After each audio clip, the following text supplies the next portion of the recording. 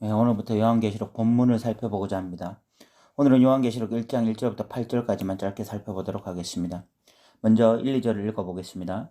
예수 그리스도의 계시라 이는 하나님이 그에게 주사 반드시 속히 일어날 일들을 그 종들에게 보이시려고 그의 천사들을 그 종 요한에게 보내어 알게 하신 것이라.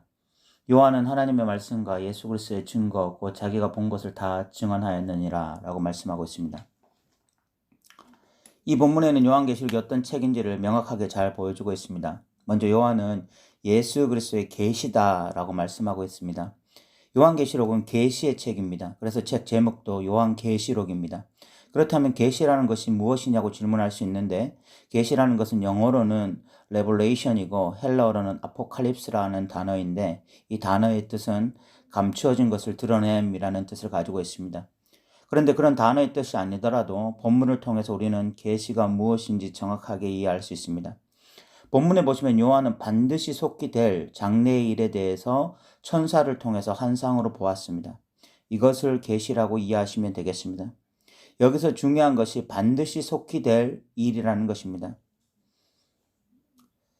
이 반드시 속히 될 일이 언제냐 하는 것이 신학자들 사이에 어떤 논쟁이 되는데, 인류의 마지막 때 바로 그 직전을 말하기도 한다고 생각하는 신학자들이 있는가 하면, 어떤 신학자들은 요한계시록이 쓰여질 당대를 의미한다고 생각하기도 합니다. 우리는 이것을 요한 당대의 독자들에게는 그 당시에 일어날 일을 예언하면서도 오늘날 우리에게는 이 시대를 포함한 인류 전체의 역사에 대한 예언이라고 생각하면 좋겠습니다.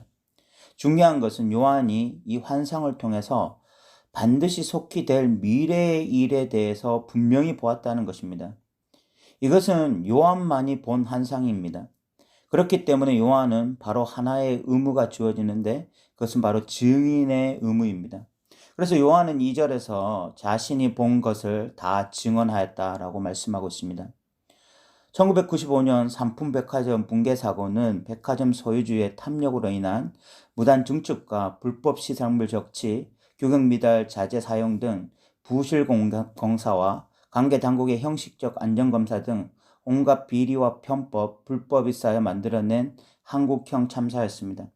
그런데 삼풍백화점이 붕괴되기 전에 미리 삼풍백화점 붕괴의 조짐을 발견한 사람들이 있었습니다. 그러면 이런 사실을 삼풍백화점을 이용하는 고객들에게 알리는 것은 너무 중요한 일이고 당연한 일입니다. 그런데 백화점 매출과 다른 여러 가지 이유로 그 사실을 숨기다가 대형 참사가 났었습니다. 하나님은 요한에게 계시를 보여주었습니다. 그 이유는 요한에게 종교적 신비 체험을 하라고 보여주신 것이 아니라 증인이 되라고 보여주신 것입니다. 왜냐하면 이는 장차 반드시 속히 될 일이기 때문입니다. 요한계시록을 읽는 독자들이 장차 반드시 속히 될 일을 알게 되므로 그것을 대비하게 하기 위한 목적으로 요한계시록이 쓰여진 것이죠. 그러므로 요한은 전해야 할 증인의 의무가 있었고, 이 요한계시록을 읽는 자들은 그 말씀에 귀를 기울이고 경청할 의무가 있었습니다. 그렇기에 이 3절과 자연스럽게 연결됩니다. 3절에 보면 이 예언의 말씀을 읽는 자와 듣는 자와 그 가운데 기록한 것을 지키는 자는 복이 있나니 때가 가까움이라 라고 말씀하고 있습니다. 요한은 3절에서 요한계시록을 기록한 중요한 이유를 말하고 있습니다. 요한은 자신이 본 것을 다른 사람들에게 증거해야 했습니다. 그것을 위해서 하나님이 요한에게 계시로 보여주신 것입니다. 그런데 요한의 증거는 그것을 읽고 듣는 자들에게 새로운 의무를 부과했습니다. 그것은 그 말씀을 지켜야 한다는 것이었습니다. 읽는 자, 듣는 자는 결국은 순종의 자리로 가야 하는 것이었습니다. 삼풍백화점이 무너진다고 아무리 이야기해도 듣지 않으면 무슨 소용이 있겠습니까? 마찬가지입니다. 요한은 반드시 속히 일어날 미래의 일을 보았습니다. 그런데 요한계시록을 읽지 않으면, 또 듣지 않으면, 또 말씀에 따르지 않으면 무슨 소용이 있겠습니까? 그래서 요한은 이 글을 읽는 소신자들에게 이렇게 말하는 것입니다. 나는 증인의 역할을 제대로 수행할 테니까 당신들은 이 말씀을 제대로 읽어주시고 제대로 들어주시고 제대로 순종해 주십시오라고 이야기하는 거죠. 그런데 21세기 한국교회의 요한이 다시 살아서 온다면 너무 충격을 받을 것 같습니다. 이단이나 사이비는 요한이 본 환상과 전혀 상관없는 새로운 요한계시록을 만들어내어서 열심히 강의를 하고 전하고 있어서 충격을 받을 것 같고, 하나님의 백성이 모이는 교회는 이 말씀을 제대로 읽지도 않고 듣지도 않고 순종하려고 하지도 않는 모습에 또 한 번 충격을 받을 것 같습니다. 이제 우리는 요한계시록을 다시 읽어야 됩니다. 그리고 그 말씀이 어떤 의미인지 제대로 들어야 됩니다. 그리고 그 의미를 온전히 깨달았다면 그 말씀에 온전히 순종하는 자들이 되어야 됩니다. 그것이 요한계시록을 쓴 가장 중요한 이유 중 하나였습니다. 이 4절은 요한계시록이 서신서라는 것을 분명히 밝히고 있습니다. 앞 부분을 읽어보면 요한은 아시아에 있는 7교회에게 편지한다라고 분명히 밝히고 있습니다. 그런데 이것을 무시하는 사람들이 굉장히 많습니다. 그 사람들은 요한계시록을 단지 계시의 책이라는 관점에서 접근하고 미래에 일어날 일들을 예언한 책이라고 생각합니다. 그러면서 이 요한계시록이 서신서라는 것을 너무 쉽게 잊어버립니다. 요한계시록이 서신서라는 것은 편지를 보낸 사람이 있고 편지를 받는 사람이 있다는 것을 의미하죠. 편지는 주고받는 사람 사이의 이 관계와 상황이 굉장히 중요합니다. 사랑하는 남자와 여자 사이면 서로 사랑을 표현하기 위해서 편지를 썼을 수도 있고, 군대 간 아들에게 어머니가 안부를 묻기 위해서 편지를 썼을 수도 있습니다. 그래서 편지는 내용도 중요하지만 그 편지를 주고받는 당사자 간의 어떤 상황이 중요합니다. 그리고 편지를 쓴 목적이 중요하죠. 그런 측면에서 요한계시록도 이게 기본적으로 서신서이기 때문에 그 당시 7교회가 처한 상황을 이해하는 것이 중요하고, 그 7교회에게 요한이 왜 편지를 보냈는지 그 목적을 이해하는 건 역시 굉장히 중요합니다. 이에 대해서는 제가 요한계시록 개강 2번째 시간으로 시대적 배경을 말할 때에 자세하게 설명을 했습니다. 여기서 간략하게 소개하면 7교회는 그 당시 황제 숭배를 요구받는 상황에 있었는데, 그런 상황 가운데서도 가이사가 아닌 하나님이 주십니다라는 신앙 고백을 해야 하는 자들이었습니다. 그렇기 때문에 요한은 7교회가 하나님을 배신하지 않고 믿음을 지키길 소망하는 마음으로 7교회 요한계시록을 보낸 것입니다. 그런데 그 당시 소아시아 지역에는 7교회 이상의 교회가 있었는데 굳이 7교회를 지칭한 것은 보편적 교회를 상징하기 위함이었습니다. 7이라는 숫자는 완전 숫자이기 때문에 오고 오는 교회들을 대변하는 역할을 하는 것이었죠. 그러니까 요한은 계시록을 통해서 오고 오는 교회가 가이사가 주십니다라고 고백하지 않고 하나님이 주십니다라고 고백하며 살길 원한 것입니다. 그리고 이제 삼위일체 하나님에 대해서 말씀하고 있습니다. 4절에 성부 하나님을 향해서 이제도 계시고 전에도 계셨고 장차 오실이라고 표현하고 있습니다. 이렇게 세 가지로 하나님을 표현하는 것은 요한계시록에서 숫자 3은 주로 하나님을 표현하는 방식이었고, 또 이사야에서 하나님을 표현하는 방식을 모방한 것입니다. 하나님을 지금도 계시고 전에도 계셨고 장차 오실 분으로 묘사한 것은 하나님이 역사의 주관자라는 것을 표현하기 위한 목적이 하나 있었습니다. 우리 생각에는 역사는 그냥 흘러가는 것이라 생각하기 쉬운데, 그 전의 시간도 지금 시간도 앞으로의 모든 시간도 하나님의 섭리와 인도 가운데 흘러가는 시간이라는 것입니다. 이것을 알게 될 때 우리는 역사 속에 갇히는 자들이 아니라 역사를 뛰어넘어 살아계신 하나님을 볼 수 있는 자들이 되는 것입니다. 그 당시 7교회의 역사는 암울한 역사였습니다. 그들은 로마 나라의 압제 속에서 황제 숭배를 강요받으며 박해와 핍박을 견뎌내야 했습니다. 그들에게 세상은 악이 지배하는 세상이었으며 이 불합리함과 불법이 판을 치던 세상이었습니다. 그들에게는 희망도 소망도 보이지 않았고 보이는 것은 로마라는 거대 제국과 황제의 절대 권력만이 보였습니다. 그런데 진짜 실체는 로마 나라도 황제의 권력도 아니었습니다. 이제도 계시고 전에도 계시며 장차 오실 그분께 모든 실체가 존재했던 것입니다. 요한이 본 환상이 그것이었습니다. 요한은 환상을 통해서 진짜 살아계신, 그리고 진짜 역사의 주관자이신 그 하나님을 보여주는 것입니다.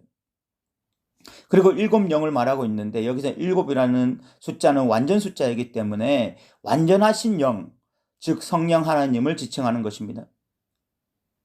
그리고 5절에서는 충성된 증인으로 죽은 자 가운데서 먼저 나시고 땅의 임금들의 머지가 되신 예수 그리스도라고 표현하고 있습니다. 여기서도 예수님을 세 가지로 표현하고 있는데 증인, 장자, 임금입니다. 숫자 3은 하나님과 관련이 있는데 예수님을 세 가지로 표현한 것은 예수님이 곧 하나님이심을 드러내는 것입니다. 그 예수님은 무엇보다도 충성된 증인으로 묘사하면서 그분의 죽음을 언급하고 있습니다. 충성된 증인의 핵심이 바로 목숨을 버리기까지 증인의 자리를 지키는 것임을 드러내는 것입니다. 그렇다면 왜 예수님을 충성된 증인이라고 말을 했을까요? 정확하게 왜 충성된이라는 수식어를 사용했냐 하는 것입니다. 뭐 충성된이 아니라 육체로 오신 증인 또는 뭐 선지자로서의 증인 등 다른 어떤 수식어를 쓸 수 있었을 것인데 왜 굳이 예수님을 충성된 증인이라고 했겠냐 하는 것입니다. 이는 이 글을 읽는 자들 역시 예수님을 따라 충성된 증인으로 살길 원했기 때문입니다. 지금 로마 나라의 압제 속에서 충성된 증인 안디바 같은 사람은 순교를 당했습니다. 그의 순교로 그의 충성을 드러낸 것입니다. 지금 요한은 성도들이 그런 순교자 정신으로 하나님께 충성을 다하는 삶을 살길 기대하고 있는 것입니다. 두 번째는 장자라고 말하고 있는데 이는 예수님이 장자가 되시고 우리는 그분의 형제됨을 드러내는 표현입니다. 세 번째는 땅의 임금들의 머리 되신 예수님이라고 말씀하고 있습니다. 그 당시 기독교인들이 보는 왕은 오직 로마의 황제였습니다. 그 황제의 권력 앞에 다른 온 세상의 왕들은 고개를 숙이고 경배를 하고 있었습니다. 모든 권력은 로마 황제로부터 나오는 것이고 그것에 충성하는 자들은 로마 황제가 주는 은택을 받을 수 있었습니다. 그런데 진짜 권력은 로마 황제가 아닌 예수님께 있다고 요한은 말하고 있습니다. 너희가 머리를 숙여 경배할 대상은 로마 황제가 아니라 예수님이라고 말하고 있는 것입니다. 저는 군에 있을 때 교회 가는 것 때문에 고참에게 계속해서 구타를 당했습니다. 교회를 다녀오면 늘 구타를 당해야 했습니다. 그 두려움이 어느 순간 저를 엄습해 왔습니다. 예배를 마치고 제대로 복귀하면서 고참보다 더 크신 주님 우리 주 하나님이라고 찬양을 부르면서 가는데도 전혀 마음이 편하지 않았습니다. 부대 건물 입구에 도착해서는 마치 지옥 입구에 서 있는 느낌을 받았습니다. 고참 위에 하나님이 계시다. 머리로는 이해하기 쉽고 신학적으로는 뭐 전혀 어려운 이야기가 아닙니다. 그런데 현실적으로는 너무 어려운 이야기였습니다. 그 순간 저는 하나님의 권력보다 고참의 권력에 압도를 당하고 있었습니다. 그렇다고 제가 교회를 다니는 것을 포기한 것은 아닙니다. 맞으면서도 계속 교회는 나갔어요. 그러나 순간순간 저는 하나님의 권력보다 고참의 권력이 저를 압도하는 경험을 하곤 했습니다. 로마의 압제 속에서 살아가는 그리스도인들이 그 절대 권력을 가진 로마 황제 앞에서 예수님의 권력을 본다는 것은 결코 쉬운 일이 아니었습니다. 그런데 그것이 보여야 믿음으로 살아갈 수가 있습니다. 그것이 보이지 않으면 그리스도인들 역시 로마 제국의 압제에 굴복할 수밖에 없습니다. 그래서 요한은 말합니다. 이 말씀을 읽는 자와 듣는 자와 그 가운데 기록한 것을 지키는 자들에게 복이 있다. 보이는 세상만을 따라서 살아가는 자들은 진짜 복받는 자들이 아니요.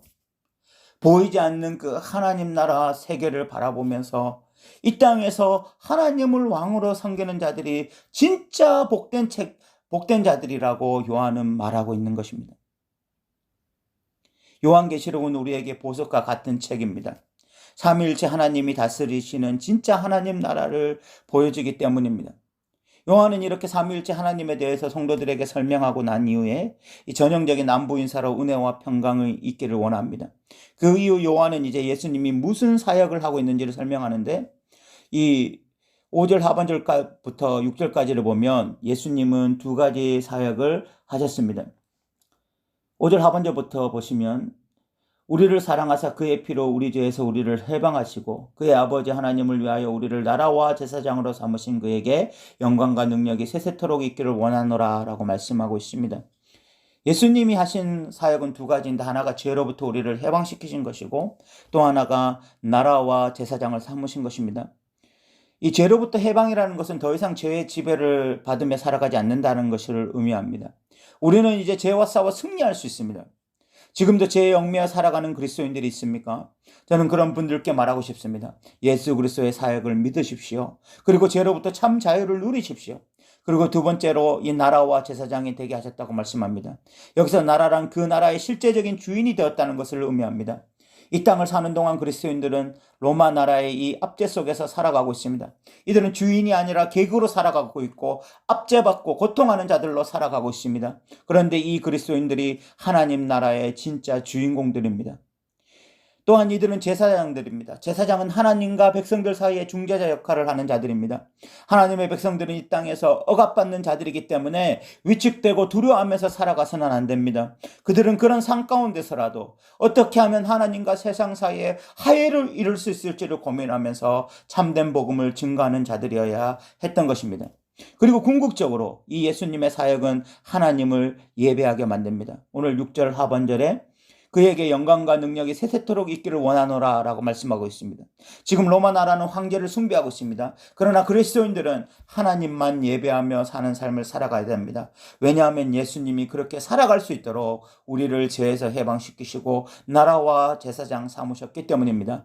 7절에는 예수님이 구름을 타고 오실 거라고 말씀하고 있습니다. 읽어보겠습니다. 볼지어다 그가 구름을 타고 오시리라. 각 사람의 눈이 그를 보겠고 그를 찌른 자들도 볼 것이요 땅에 있는 모든 족속이 그로 말미암아 애곡하리니 그리하리라. 아멘 이라고 말씀하고 있습니다. 이는 다니엘서 7장 13절 말씀을 인용한 것입니다. 다니엘서 7장 13절에 나오는 구름 타고 오시는 인자는 만왕의 왕을 의미합니다. 예수님은 마지막에 만왕의 왕으로 이 땅에 임하실 것입니다. 각 사람이 그를 볼 것이고 그를 찌른 자들도 볼 것입니다. 이 말씀은 이 일은 분명하고 명확하게 이루어지는 사실임을 우리에게 밝히고 있습니다. 모든 족속이 그로 말미암아 애곡한다는 것은 이 구름 타고 오시는 예수님이 만왕의 왕임을 깨닫고 회개하고 있는 자들을 의미합니다. 그들은 더 이상 가이사를 주로 섬기지 않고 예수를 주로 섬기는 자들이 될 것입니다. 8절에 하나님이 다시 한번 자신을 계시하고 계십니다. 나는 알파와 오메가라고 말씀하시는데 이는 시작과 끝이라는 말씀입니다. 그리고 이제도 계시고 전에도 계시고 장차 오실 자요 전능한 자라고 말씀합니다. 이렇게 하나님을 자신을 계시하는 것은 하나님의 실체를 보라는 것입니다. 하나님을 제대로 알아야 하나님을 제대로 섬길 거 아닙니까? 어떤 사람들은 하나님을 동네 아저씨보다 못하게 취급하고 어떤 사람들은 고작해야 지역신 정도로 생각합니다. 어떤 사람들은 천지를 창조하신 하나님을 인정하면서도 현실에서는 아무것도 할 수 없는 무능한 하나님이라고 생각합니다. 어떤 사람들은 하나님께 기도도 하고 예배도 하지만 그 어떤 것도 기도하지 않고 소망하지 않습니다. 그런 자들에게 진짜 하나님을 보여줘야만 이런 거대 제국 앞에서도 하나님을 왕으로, 하나님을 주인으로 섬기며 살아가게 될 것입니다. 그래서 우리가 요한계시록을 통해서 하나님을 볼 수 있어야 돼요. 이제 말씀을 마무리하겠습니다. 요한은 반드시 속히 될 일을 보았습니다. 그렇기 때문에 증인의 삶을 살아야 됐고, 그래서 요한계시록을 기록했습니다. 그렇기 때문에 이 요한계시록을 읽는 자들, 듣는 자들은 그것에 순종하며 사는 삶을 살아야 합니다. 요한은 아시아의 7교회 삼위일체 하나님을 보여줍니다. 성부 하나님은 역사의 주관자시고 성령 하나님은 완전한 영이시며 예수님은 충성스러운 만왕의 왕이셨습니다. 그 예수님은 자신의 피로 성도들을 사서 죄에서 해방시키시고 나라와 제사장 삼으셨습니다. 성도들이 이 사실을 제대로 알게 되면 하나님을 예배하게 됩니다. 그 예수님은 마지막에 구름을 타고 오시는데 이는 만왕의 왕으로서 오시는 것입니다. 하나님은 다시 한번 자신을 계시하는데 그분은 시작과 끝이며 역사의 주관자시며 전능한 분이라고 말씀하십니다. 그렇게 성도들은 그런 하나님을 하나님으로 인정하기 위해서 이 신앙이 제대로 된 품격을 갖춰야 됩니다. 그 품격은 가이사가 아닌 하나님을 주로 섬기는 모습, 하나님을 예배하는 모습으로 나타나야 하는 것입니다. 오늘 우리 첫 번째 시간으로 1절부터 8절까지를 나누었습니다. 다음 시간에 또 그 다음 본문들을 나누도록 하겠습니다. 오늘 또 들어주셔서 감사합니다.